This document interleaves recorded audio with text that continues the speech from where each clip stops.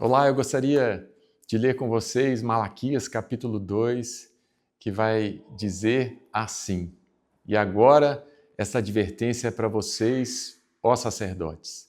Se vocês não derem ouvidos e não se dispuserem a honrar o meu nome, diz o Senhor dos Exércitos, lançarei maldição sobre vocês e até amaldiçoarei as suas bênçãos. Aliás, já as amaldiçoei, porque vocês não me honram de coração.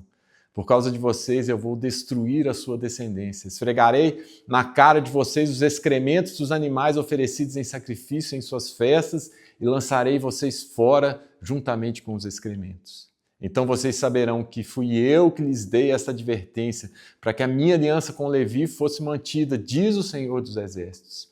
A minha aliança com ele foi uma aliança de vida e de paz, que de fato lhe dei para que me temesse. Ele me temeu e tremeu diante do meu nome. A verdadeira lei estava em sua boca e nenhuma falsidade achou-se em seus lábios. Ele andou comigo em paz e retidão e desviou muitos do pecado, porque os lábios do sacerdote devem guardar o conhecimento e da sua boca todos esperam a instrução na lei, porque ele é o mensageiro do Senhor dos Exércitos. Mas vocês se desviaram do caminho e pelo seu ensino causaram a queda de muita gente. Vocês quebraram a aliança de Levi, diz o Senhor dos Exércitos. Por isso, eu fiz que fossem desprezados e humilhados diante de todo o povo, porque vocês não seguem os meus caminhos, mas são parciais quando ensinam a lei. Existem posições na vida que não aceitam a neutralidade. O ministério cristão é uma delas. Malaquias, capítulo 2, abre com um decreto direto aos sacerdotes. Ou a liderança espiritual é uma bênção que gera vida, ou é maldição que arrasta o povo para o abismo. E é claro que o clero não é uma classe superior, mas é sim uma classe de maior responsabilidade. Se o líder tropeça, ele não cai sozinho, ele cai sobre o povo. Malaquias mostra que a decadência de Israel começou no altar. Quando os sacerdotes pararam de honrar o nome de Deus, o povo parou de respeitar o sagrado.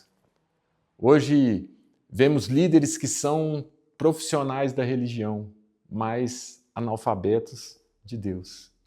Homens que usam o púlpito como balcão e a igreja como uma empresa. E o que é dito aqui no verso 2 é impressionante. A gente precisa entender o que acontece quando Deus decide amaldiçoar as bênçãos de quem o desonra.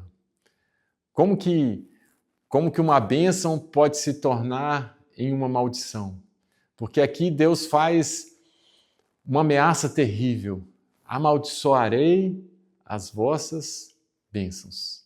Imagine o sacerdote levantando as mãos para abençoar o povo e naquele momento as mãos estarem vazias da graça de Deus. E por quê? Porque eles não propuseram no coração dar honra ao nome do Senhor. A glória não era para o único que merece toda a glória. E muitas vezes a grande tentação para o líder e o pecado do líder é um pecado de motivação de glória. Eles queriam os benefícios do cargo sem o peso da santidade. Eles tratavam Deus como um meio para um fim e não como o próprio fim. E qual foi o resultado que eles colheram? Deus diz que atiraria excremento ao rosto deles. É chocante, não é mesmo? Você ler isso na palavra de Deus, na Bíblia Sagrada, porque você lê isso e pensa assim, não é possível que Deus falou uma coisa dessa. Mas está aqui, em Malaquias, no capítulo 2. Deus ele está sendo explícito e quer chocar mesmo, para mostrar que quem desonra a Deus acaba desonrado publicamente. É o escândalo. É o escândalo que fatalmente vem. Uma liderança equivocada, uma liderança espiritual sem piedade é, nas palavras de Spurgeon, o maior instrumento de Satanás dentro da igreja. E se você lidera e sua vida precisa e deve ser mestre da sua doutrina. Não dá para separar a teologia da vida, não dá para viver dizendo, olha, façam o que eu prego, mas não façam o que eu faço. Não dá para viver assim. A vida cristã é uma vida que os olhos podem ver.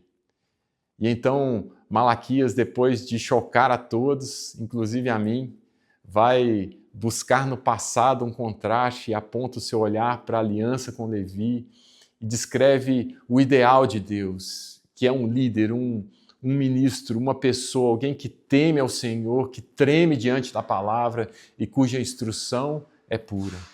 O verdadeiro ministro não é um animador de auditório, mas ele é um mensageiro do Senhor dos Exércitos, do Rei dos Reis e Senhor dos Senhores. E nós precisamos, meus irmãos, nós precisamos ter sangue bíblico correndo em nossas veias. A nossa boca, ela deve guardar o conhecimento da palavra de Deus, porque as pessoas irão se encontrar com Deus através da palavra. Palavra que muitas vezes sai da sua boca. O problema é que se você não está satisfeito na glória de Deus, você dará ao povo a palha das suas opiniões em vez do trigo da verdade que liberta, da palavra que é vida. O verdadeiro ministro, ele é um ganhador de almas que ama as pessoas, mas ama mais a Deus. Mas lá naquele tempo, os líderes se desviaram. E qualquer semelhança com o que vivemos hoje não é mera coincidência. E lá eles fizeram a muitos tropeçar pela sua má instrução e foram parciais na aplicação da lei. Eles usavam 2 pesos, 2 medidas. Eles protegiam os amigos e puniam os inimigos, porque o falso ministro é movido pela conveniência. Ele quer popularidade, não fidelidade. Mas o resultado bíblico para essa postura do coração é inevitável. Deus os torna desprezíveis e indignos diante de todo o povo. E é sempre tão difícil um retorno. É sempre tão difícil um recomeço, porque toda heresia doutrinária quase sempre nasce para justificar uma imoralidade ética.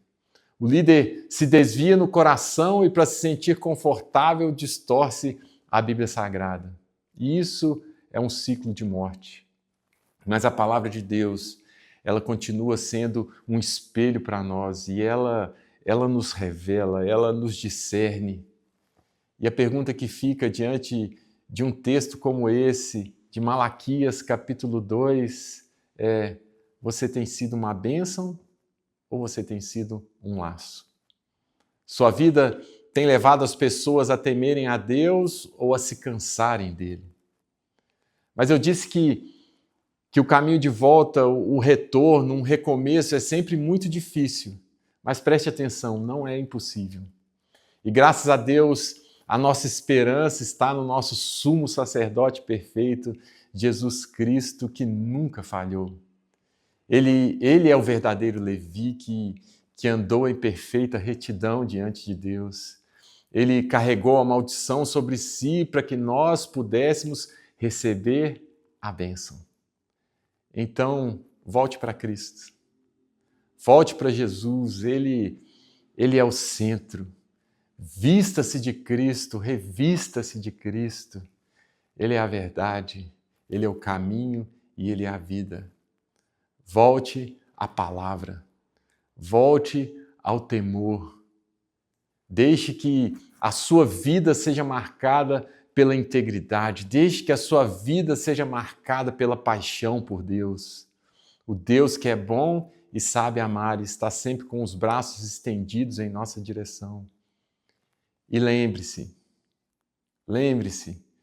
porque Deus é um grande rei, o seu nome deve ser honrado em nossa vida antes de ser pregado em nossos lábios.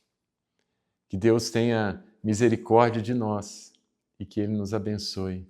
Que Deus te abençoe, em nome de Jesus.